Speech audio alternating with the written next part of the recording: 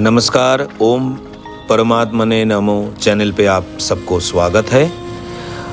आज हम 78वां श्लोक से शुरू करेंगे और वाल्मीकि रामायण की हम पाठ करते हैं। संस्कृत के श्लोक दर श्लोक सबकी संक्षेप में व्याख्या देते हैं और जो पहला सर्ग है बालकांड प्रथम कांड और उसके जो प्रथम सर्ग है जो नारद वाक्यम नाम से भी जाना जाता है, इसका मैं अभी वर्णन कर रहा हूँ। और अभी तक हमने 77 श्लोक की व्याख्या करके आपको सुनाया।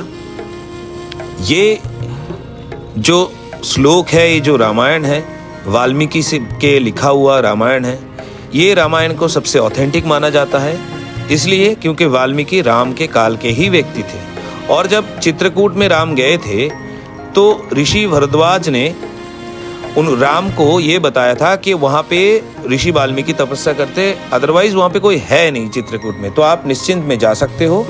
तो रामायण की जो कथा है, इस कथा की जो शुरुआत होती है जहाँ वाल्मीकि एक ऐसी महाकाव्य लिखने की मनसा बना रखे हैं, क्योंकि उन्होंने बहुत सालों से तपस्या कर रखे और सालों के तपस्या के कारण तपस्या लब्ध जो फल होता है और जो ज्ञान उनको मिला है, उस कारण से उस ज्ञान को उन्होंने एक सामान्य कहानी के जरिए लोगों में प्रचार प्रसार करना चाहते थे।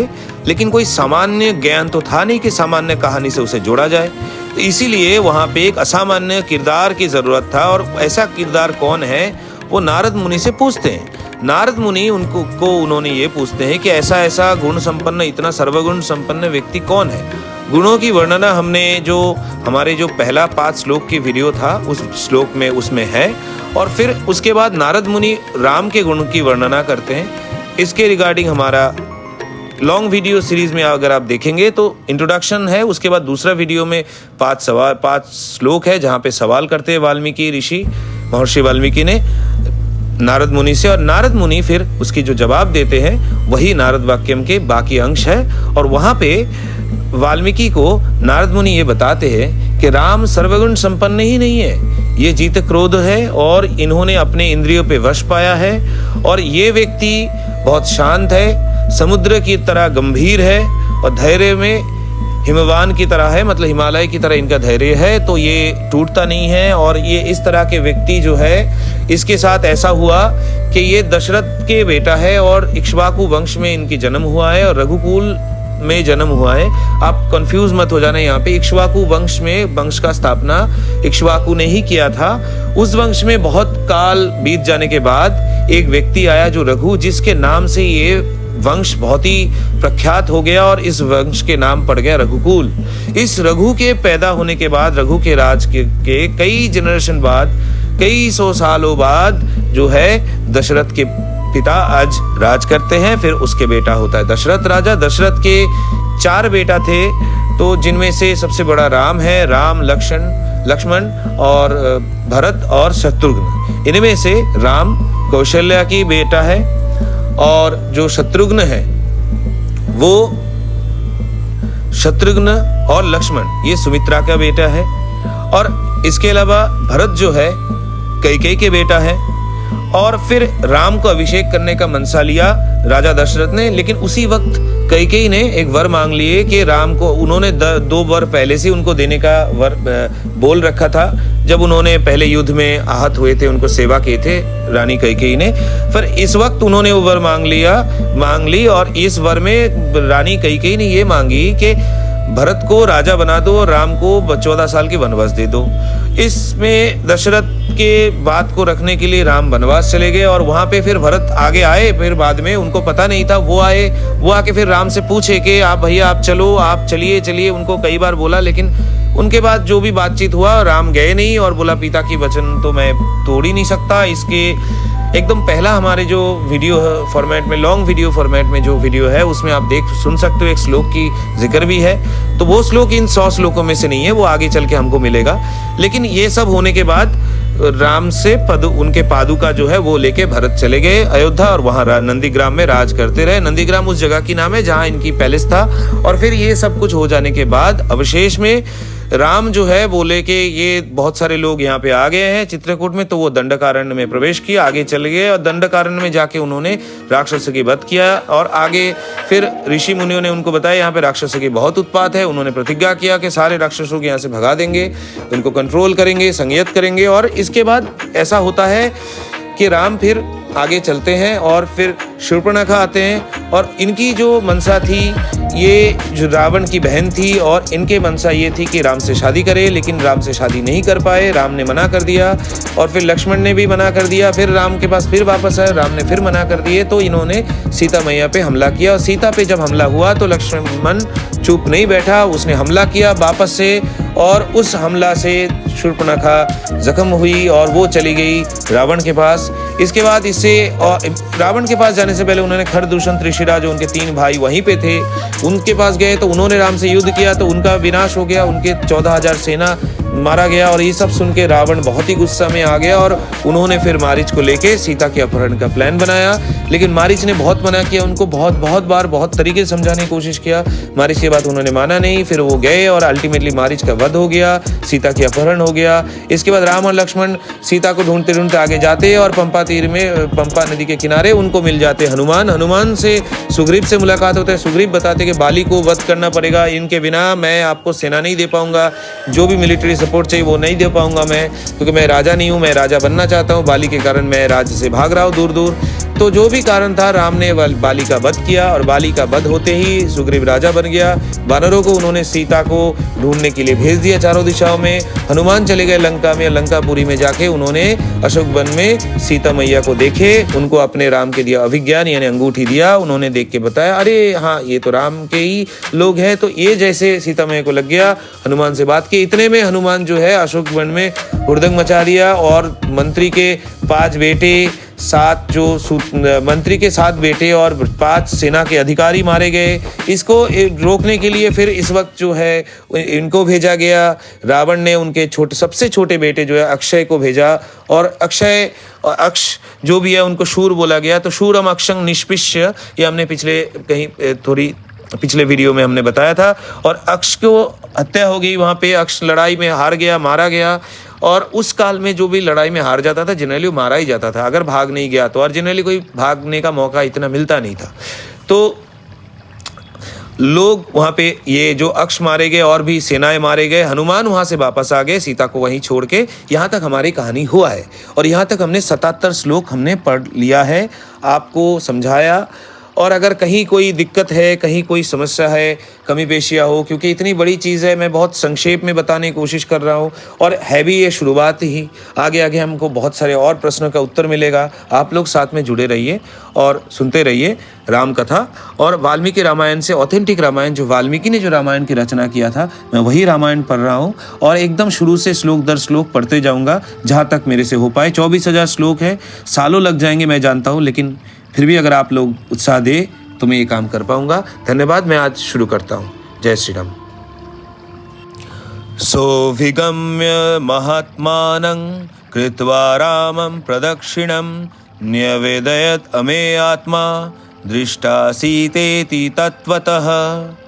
तो यहाँ पे बोला कि फिर हनुमान जो है राम के पास आए और फिर राम को प्रदक्षिण किए उन्होंने। उनको राम को प्रदक्षिण करने के बाद वो जो है राम को बताए जैसे सीता को उन्होंने देखा था तत्वत, मतलब जैसे जैसे उन्होंने देखा वैसे ही उन्होंने उनको बताया। और अमेय आत्मा यहाँ पे हनुमान को बोला जा रहा है इसलिए क्योंकि उनके जो बुद्धि है उसकी कोई सीमा नहीं है, उसके परिमेय नहीं है, उसको परिमाप नहीं हो सकती, इसलिए इनको अमेय आत्मा कहा जाता है। तत सुग्रीव सहितो गत्वा तीरं महोदधेः समुद्रं क्षोभयमास शरैरादित्य सन्निभै। इसके बाद मतलब इसके बाद सुग्रीव सहित राम गए। कहाँ गए? महोदधे मतलब समुद्र के तीर में चले गए। और वहाँ जाने के बाद समुद्र को शोभयमास, समुद्र गुस्सा दिला दिया, समुद्र को जो भूचाल आ गया समुद्रों में, जैसे ही आप कहो ऐसे समुद्र को उन्होंने तीर जो है शरैर आदित्य सन्निभै, मतलब आदित्य सूर्य की तरह वो तीर फेंके, जैसे समुद्र में सूरज अगर गिर गया पूरी समुद्र बस्ट हो जाएगा, ऐसे उन्होंने तीर फेंका और समुद्र जो है वो उछल पुछल हो गया, उथल पुथल हो गया। और इससे क्या हुआ हम आगे देखते हैं। दर्शयमास चात्मानं समुद्र सरितां पतिः समुद्र वचनाच्चैव नलं सेतुम् अकारयत्। तो यहाँ पे जो है दर्शयमास चात्मानं समुद्र सरितां पति, तो यहाँ पे आपको समझना पड़ेगा कि यहाँ पे सरिता जो है नदियों को कहा जाता है और नदियों का जो पति है वो कौन है? समुंदर है। तो ये समुंदर को जब इन्होंने ऐसा किया तो समुंदर ने अपने आप को दर्शन दिया, समुद्र देव, और उन्होंने आके नल को बोला कि आप जो है सेतु बनाओ, है ना। तो अब नल को बोला गया कि आप यहाँ पे समुंदर जब राम पार नहीं कर पा रहे, कोई बात नहीं, सही सेतु बना दो। तो नल को ये दायित्व स्वयं समुद्रदेव दिया। तेन गत्वा पुरीं लंकां हत्वा रावण माहवे राम सीताम अनुप्राप्य परांगृणाम उपागमत। तेन गत्वा पुरीं लंकां, तो इसके बाद इन्होंने जब सेतु बन गया तो फिर लंकापुरी में चले गए। हत्वा रावणम आहवे, आहवे मतलब युद्ध में रावण की हत्या हो गई, उनको वध कर दिया राम ने। राम सीताम अनुप्राप्य, सीता को मिलने के बाद परांग वृणाम उपागमत, परम विड़ा मतलब विडंबना आ गया है। कैसा विडंबना आ गया इनके बाद, कैसे समस्याएं आ गए, तो चलिए आगे देखते हैं। तमुवाच ततो राम परुषं जन संसदि अमृष्यमाणा सा सीता विवेश ज्वलनं सती। ये जो एक श्लोक है, इस श्लोक में ये कहा जा रहा है कि ततो मतलब इसके बाद, तमुवाच, जो राम को जब विडंबना आया कि सीता तो रावण के पास था, तो क्या ये सीता मेरे ही है या ये रावण के हो चुकी है, ये तो पता नहीं है। तो ऐसे ही बात उन्होंने सोच के ऐसे बोला उन्होंने, और ना ही ये उन्होंने बोला परुष मतलब बहुत ही हार्श वे में, क्रूर वे में बोलना, जो बहुत खराब वे में अगर हम बोलते, कठोर भाषा में बोलते, उसको परुष बोला जाता है। तो परुषं जन संसदि मतलब लोगों के सामने ऐसे बहुत ही हार्श वे में, बहुत ही कटु भाषा में, कठोर भाषा में उन्होंने सीता को बोला। और ये बोलने के बाद यहाँ पे एक बोला गया है कि अमृष्यमाणा, अमृष्यमाणा मतलब जो इन्होंने सीता मैया ने राम के बात सुन के हजम नहीं कर पाए, वो ये हजम नहीं कर पाए और सुन नहीं पाए। तो अमृष्यमाणा सा सीता, सीता ने ये बात सुन नहीं पाए, तो विवेश ज्वलनं सती, विवेश मतलब उन्होंने विवश हो गए, और वो जो है उन्होंने वहाँ पे गए, वो आग के अंदर घुस गए अग्नि का परीक्षा देने। तो अग्नि परीक्षा में जब सीता चले गए तो क्या हुआ, अगले श्लोक में हम देखते। ततोग्नि वचनात् सीतां ज्ञात्वा विगत कल्मषां कर्मणा तेन महता त्रैलोक्यं सचराचरम। तो इसके बाद क्या हुआ, ततो मतलब मैंने जैसे कहा, इसके फिर अग्नि वचनात् सीतां ज्ञात्वा, तो सीता को अग्नि के वचन से, फिर अग्नि ने जब बताया, अग्निदेव ने जैसे बताया, ऐसे जानने के बाद विगत कल्मषाम, कल्मष मतलब पाप है, और पाप मुक्त सीता को जान के तो इस राम ने सीता को वापस ले लेते हैं और अपने पत्नी के रूप से उनको स्वीकार फिर से कर लेते हैं। और कर्मणा तेन महता, ऐसे महत कर्म जो है, त्रैलोक्यम सचराचरम, ऐसे महत कर्म जो है तीनों लोक में सचराचर हमको नहीं मिलता है। तो ये कहा जा रहा है ऐसा कुछ है, सचराचरम जो त्रिलोक, सचराचरम जो भी चीज़, चराचर जो भी है, जहाँ पे भी है, ऐसे महत काम हमें नहीं मिलता है। महान काम क्या है कि ऐसे कोई पत्नी आग में अपने आप को झोंक देते, ये बात साबित करने के लिए कि वो पवित्र है और उसके पति मान लेते हैं इस बात से। तो ये बात यहाँ पे हो रही है। सदेवर्षि गणं तुष्टं राघवस्य महात्मनः बभौ राम संप्रहिष्ट पूजितः सर्वदेवतै। तो यहाँ पे सदेवर्षि गणं मतलब देवर्षि गण जो भी है, जो भी देवर्षि है, सब लोग राम के काम से तुष्ट हुए। राघवस्य महात्मन, ये जो राघव है, जो ये राम है, राम ने जो काम किया है, जो युद्ध उन्होंने जीता, जो रावण के उत्पात से ऋषि मुनि तप नहीं कर पा रहे थे पूरी जो। और आपको पता होगा कि रावण ने पहले कुबेर जो धन के देवता है उनके जो है पुष्पक रथ ले लिए थे, उनके ये लंकापुरी तो उन्हीं के कुबेर का ही था, वो ले लिए थे। तो देवता बहुत ही रुष्ट थे उन पे। तब जो है सब उनको जो है देवर्षिगण और जो भी चराचर में लोग हैं सभी खुश हुए। बभू राम, बभू मतलब ऐसा होता है कि राम की बात हो रही है यहाँ पे। और जब हमें बभू शब्द के अर्थ हो रहा है कि राम की प्रशंसा हो रही है, बहुत सारे मतलब उनकी बहुत प्रशंसा यहाँ पे हो रही है। संग प्रहृष्ट मतलब बहुत लोग खुश हुए। पूजी तो पूजा कर रहे, सर्वदेव दैवतई, तो सारे देवता उनको पूजा करने लगे, सारे देवर्षिगण तुष्ट हो गए। सभी लोग मतलब देवता, देवर्षि, देव देवी, देवर्षिगण सभी लोग खुश हुए और सभी राम की प्रशंसा करने लगे।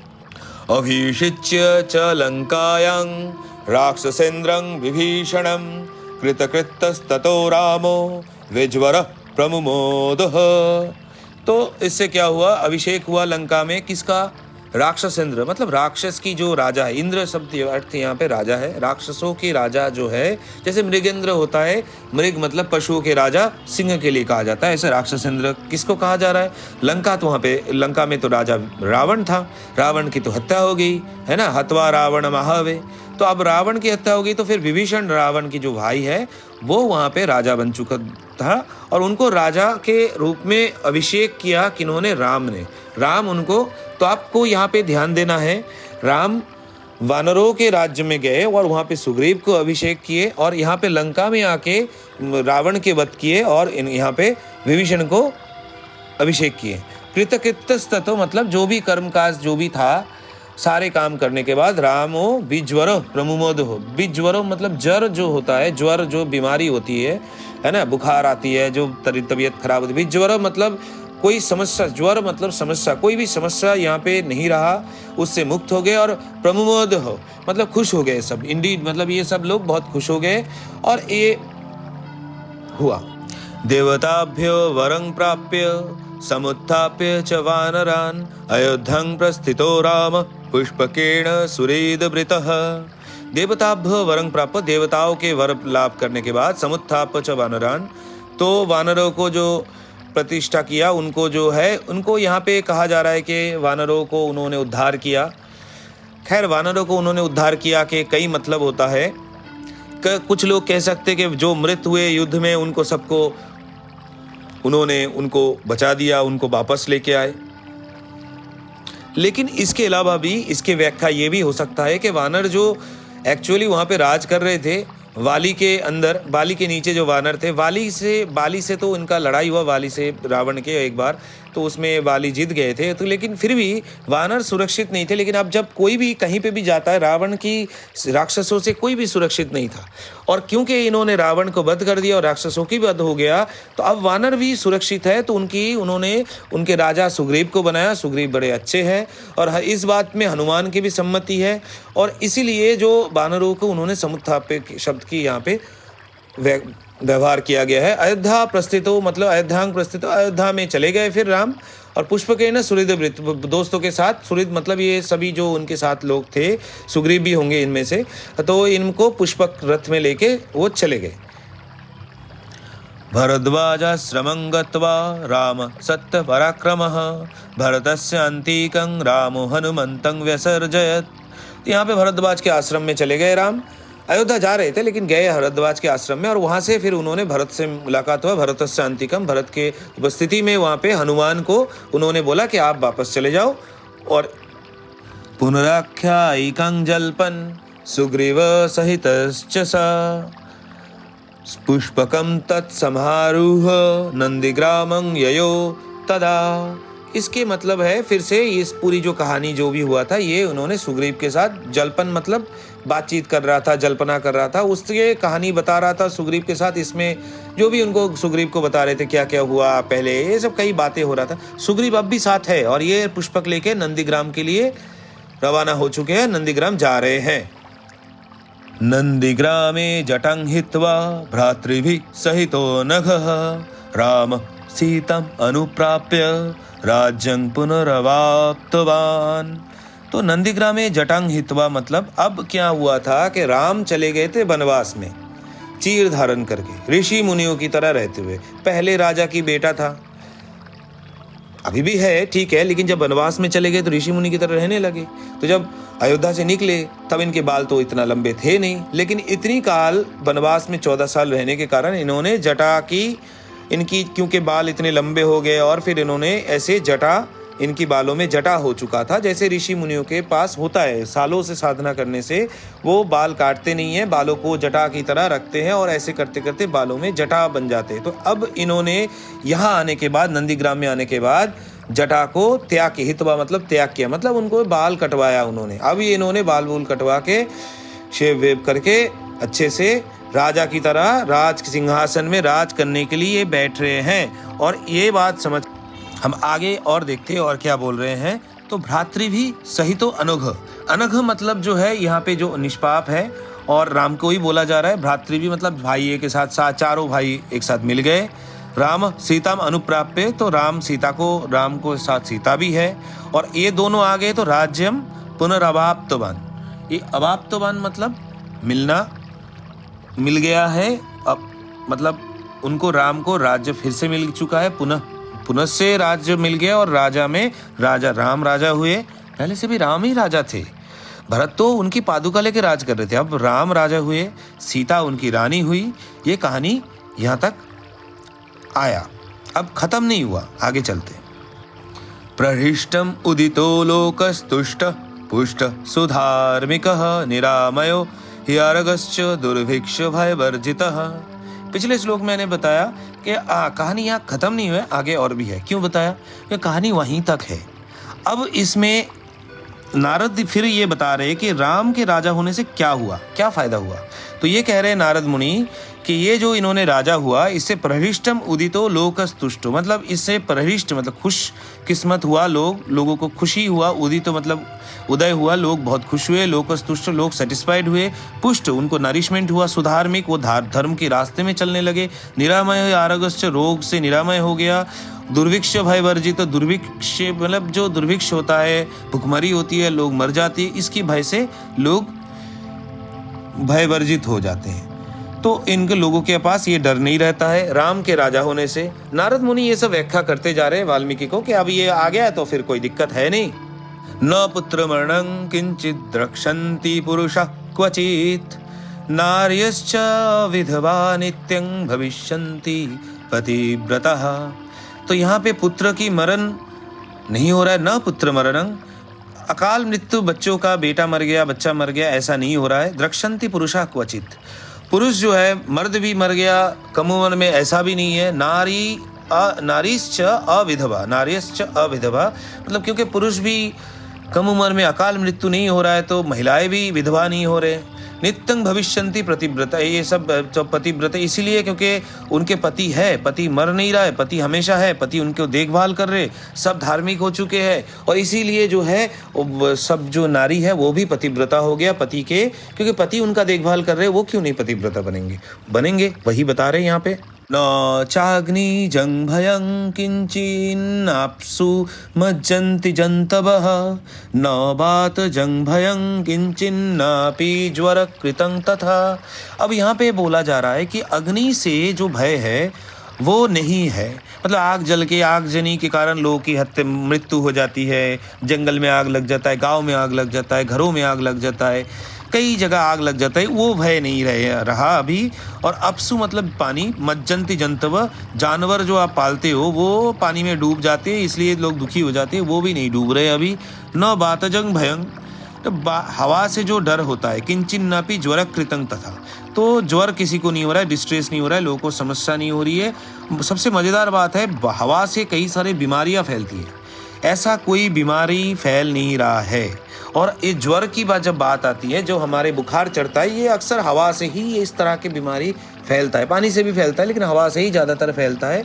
हमें लगता है कि पहले भी कहा जाता था कि बुरी हवा लग गई है इसीलिए तबीयत खराब हो गया, तो कह रहे हैं कि ऐसे कोई बुरी हवा नहीं है, राम के राजकाल में सब खुश है, किसी को बीमारी नहीं हो रही है, किसी की मृत्यु नहीं हो रही है। और यही यहाँ पे कहा गया, किसी के पशु भी डूब नहीं जा रहा है। अब क्या हुआ कि अभी आगे जो हम पढ़ेंगे वो पूरी राम की वर्णना है। और इस तरह के राम की वर्णना नहीं है, राम की जो राम राज्य की वर्णना है, उससे लोग कितना खुश हुए वही बताया जा रहा है।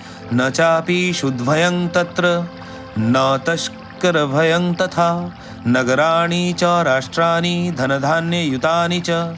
तो इससे जो शुद्ध भय मतलब भूखमरी का जो भय है वो नहीं है रहा। शुद्ध भय जो है खुदा से जो आपकी डर होती है वो नहीं रहा। और फिर उसके बाद तस्कर भय जो है, चोरों की डर है, वो नहीं है। तस्कर मतलब चोर, उनकी डर नहीं है। नगरानी जो राष्ट्रानी धन धान्य युतानी च। नगर राष्ट्र पूर्व सब कुछ जो है धन धान्य से मतलब खाना पैसा धन संपदा और खाना सबसे भरा पड़ा है। नित्यं प्रमुदिता सर्वे यथा कृतं युगे तथा अश्वमेध शतैरिष्ट्वा तथा बहु सुवर्णकैः। तो यहाँ पे ऐसे कहा जा रहा है, इन्होंने नित्य बहुत रेगुलरली सब खुश होते। नित्य मतलब रेगुलरली, तो सब आराम से खुश रहे और सभी। और यथा कृतं युगे यथा, तो कृतम युगे मतलब ये कहा जा रहा है कि कृत युग में जब जैसे कृत युग में सब खुश थे तो ऐसे ही इन्होंने सब बहुत खुश है, यही कहा जा रहा है। और अश्वमेध शतैरिष्टा मतलब इन्होंने मतलब 100 घोड़े दौड़ाए बहुत सारे दिशाओं में, किसी ने उस घोड़े को रोक के कोई युद्ध नहीं हुआ। और उन्होंने अश्वमेध युग में, जो अश्वमेध युग होता था वो आपको पहले पता है कि पहले राजाओं के ऐसे युद्ध होता था कि राजा अपने घोड़े दौड़ाते थे और जगह में पूजा करके जो उस घोड़े को रोकता था वहाँ पे युद्ध होता था, और नहीं तो सभी घोड़े को जाने देता था। जो रोकने का वहीं युद्ध होगा, लेकिन ऐसा किसी ने रोका नहीं। हर जगह पे चले गए, अलग अलग दिशाओं में चले गए और बहुत सारे सोना बहु सुवर्ण के बहुत सारे सोना की दान किए राम ने। गवं कोटि युतं दत्वा विदद्भो विधिपूर्वकम असंख्येयं धनं दत्वा ब्राह्मणेभ्यो महायशः। तो गवांग कोटि अयुतम मतलब गाय वह जो है गोदान करते हैं, आपको पता है। धन दान किया, मैंने कहा सोना की दान किया, अब गोदान भी करेंगे तो कोटि अयुत बहुत सारे गो मतलब कोटि मतलब नंबर में मत जाओ, ऐसा है कि बहुत सारे गोदान इन्होंने गाय और बैल जो है इन्होंने दान किया।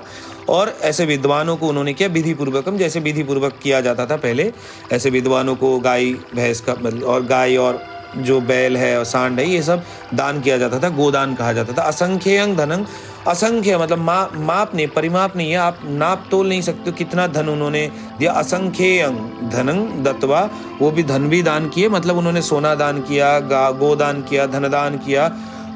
और ये धनदान इन्होंने किया ब्राह्मणों को, ब्राह्मणेभ्यो महायशः, ब्राह्मणों को इन्होंने धनदान किया। जो विद्वान थे उनको उन्होंने बहुत सारे गोदान किया, और अश्वमेध यज्ञ के कारण उन्होंने बहुत सारे सोना दान किया। ये हमने सुन लिया। राजवंशान् शतगुणान् स्थापयिष्यति राघवः चतुर्वर्णं च लोकेऽस्मिन् स्वे स्वे धर्मे नियोक्ष्यति।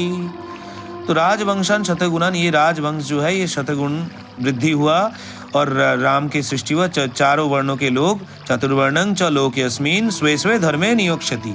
तो इन्होंने अपने अपने धर्म के काम, जो इनको काम दिया जाता है चारों वर्ण के, जिसका जिसका जो काम है वो वही काम करता रहा।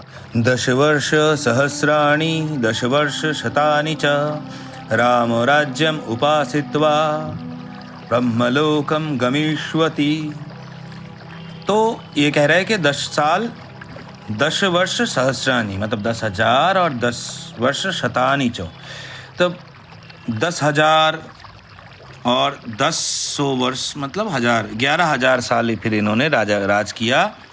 फिर राज त्याग करके, राज को भोग करके उन्होंने यहाँ पे उपासित्वा के मतलब राज्य भोग करना नहीं होता, जनरली उपासना से ही आता है, बट इसमें मतलब ये है कि उन्होंने राज्य की उपासना किया, मतलब राज्य के राज किया बेसिकली, इसका यही मीनिंग है।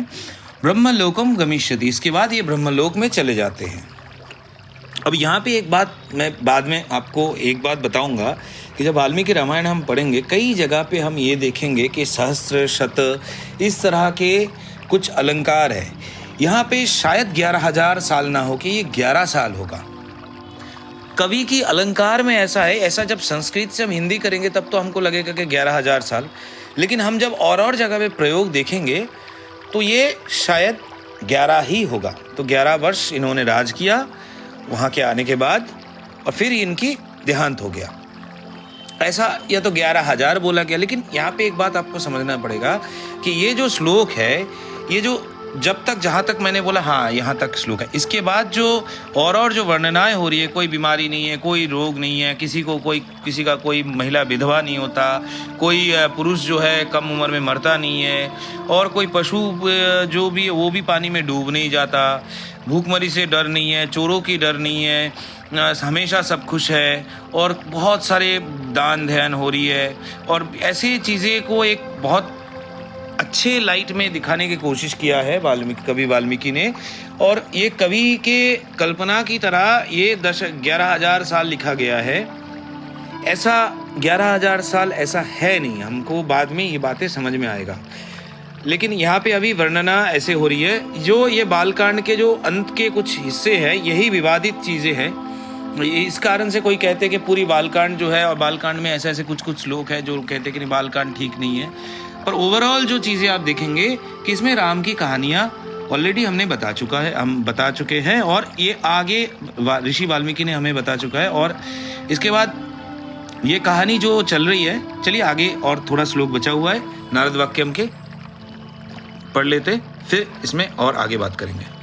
ईदं पवित्रं पापघ्नं पुण्यं वेदैश्च सम्मितं यः पठेत रामचरितं सर्व पापै प्रमुच्यते।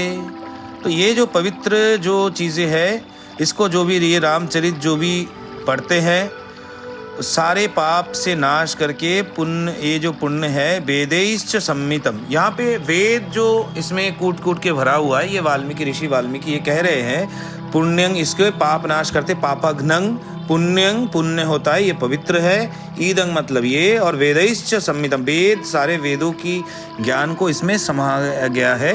यह पठेद रामचरितं, ये जो राम के चरित जो पढ़ता है, सर्व पापै प्रमुच्यते, सारे पाप से वो मुक्त हो जाता है।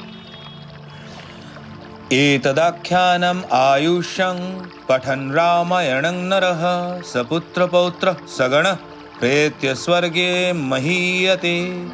तो इसके मतलब ये है कि एतदाख्यानम् आयुष्यं, ये जो आख्यान है आयुष्यम मतलब ये इंसान के आयु वर्धनकारी है, आयु बढ़ा देता है, लंबी उम्र की जो है कामना है वो पूरा करता है। रामायण पठन रामायणं नर, जो इंसान रामायण को पाठ करते हैं, और सपुत्र पौत्र सगन, उनके परिवार ज्ञाति जो भी परिवार के और लोग हैं, पुत्र बेटा, पौत्र मतलब पोता, और ये सब लोग लेके प्रत्यय मतलब मरने के बाद स्वर्गे महीयते, तो स्वर्ग में जाके इनको जो है फिर ये वहाँ पे भी राजा बनते हैं, या वहाँ पे भी स्वर्ग में भी इनको जो है बहुत सम्मान किया जाता है। महीयते का मतलब यही है, उसकी महिमा वर्धन होता है।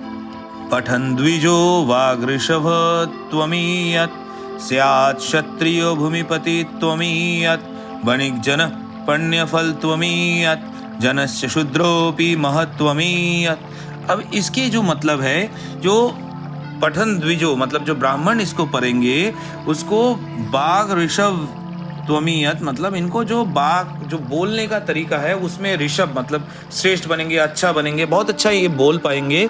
इनकी जो व्याख्या है ये बहुत सुललित होगा, बहुत अच्छा होगा।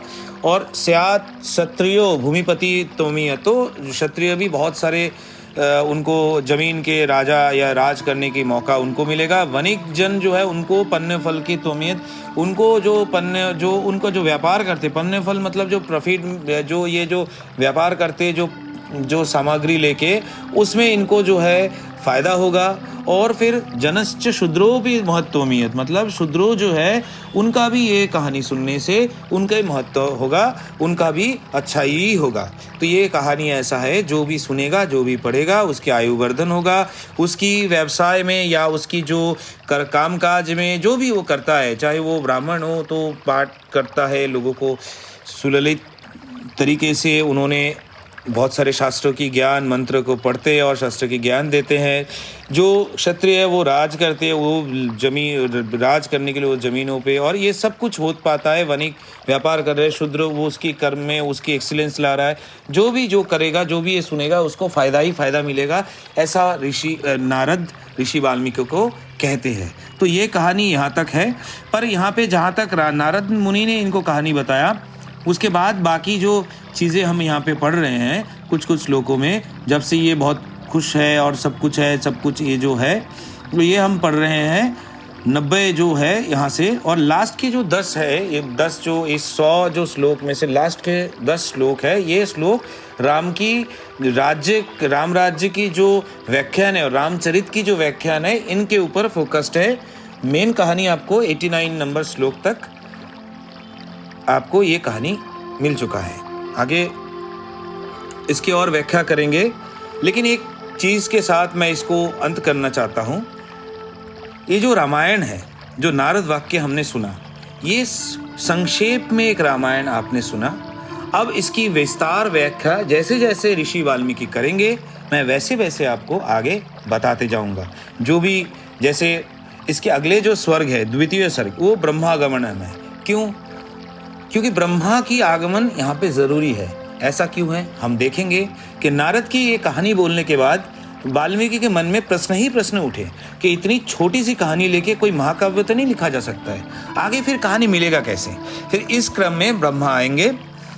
कुछ चीज़ें ये ग्रंथ में बाद में जोड़ा गया होगा, तो यहाँ पे जो वर्णना है, जो कवि की कल्पना है, तो ये हमको इस 100 श्लोकों में हमें बालकांड, हमें उसके बाद अयोध्या कांड, अरण्य कांड, किष्किंधा कांड, सुंदरकांड, और फिर पिछले दिन हमने जो बात किया था वो सुंदरकांड का ही मेन चीज़ें था।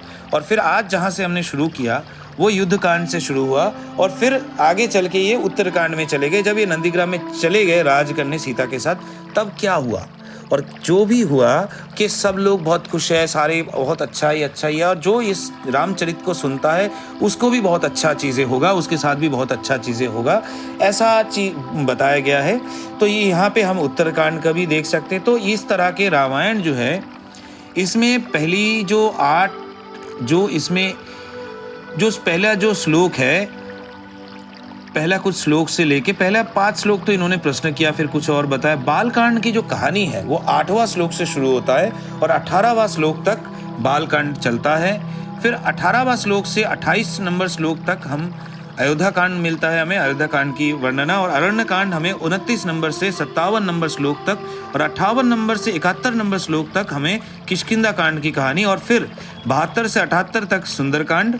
फिर शुरू होता है 79 से 90 जो श्लोक है, वहाँ तक हम युद्ध कांड की बात देख रहे हैं कि, और 90 नंबर श्लोक में ही उत्तरकांड की शुरुआत है, और 91 से उत्तरकांड शुरू और आगे चलता रहता है। 97 नंबर तक उत्तरकांड है, और फिर शेष के जो 3 श्लोक है वो फलश्रुति कहा जाता है, क्योंकि जो भी आप प्राचीन ग्रंथ पढ़ेंगे उसको पढ़ने का फायदा क्या है, तो जो फलश्रुति है, यहाँ तक मंत्र में भी आपको फलश्रुति मिलता है। आप जब अगर आप नवग्रह स्तोत्रम सुने हो, नवग्रह स्तोत्रम के एंड में उसके भी फलश्रुति है। अगर